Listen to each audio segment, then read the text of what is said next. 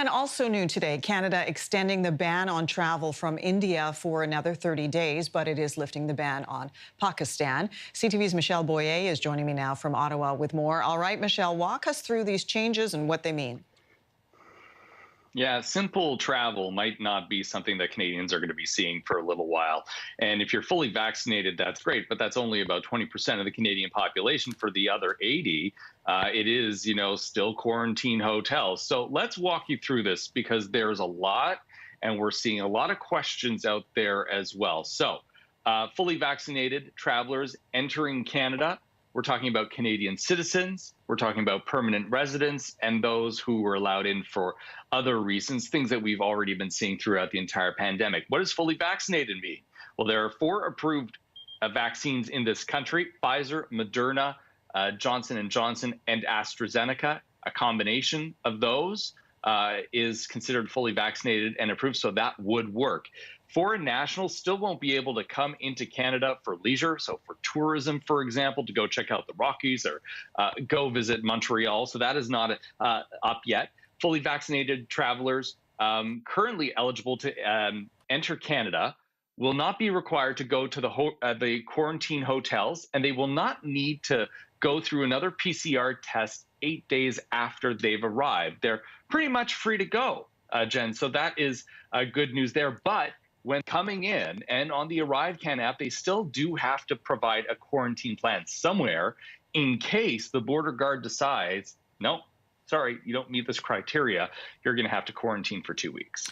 Okay, still a lot of questions from people, Michelle, and one big one is for families who want to travel with their kids.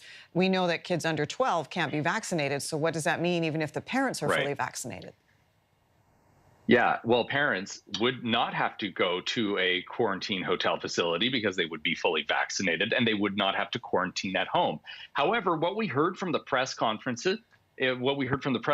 rather, was that kids will need to quarantine. So stay in a house, stay in a hotel. The parents can go about doing whatever they want to do, but the kids would have to isolate at home. But here's where things get a little muddy, is children under 5 don't get the PCR test. That has been the situation that we've seen.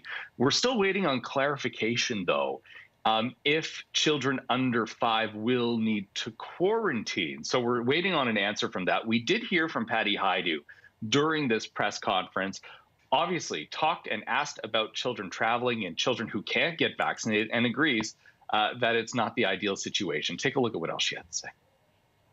Because vaccines are not authorized for use in children under 12, unfortunately, most children will not be vaccinated. And so the advice from the team that is of scientists and public health experts is that to protect Canadians from contact with an imported case of COVID-19, that children under 12 do have to quarantine for the full 14 days. Of course, they can still avoid the hotel and their parents as well. They can quarantine at home. And obviously, this is with the lens of ensuring that any unvaccinated traveler that potentially is infected with COVID-19 is taking the appropriate public health measures to protect the community in which they arrive.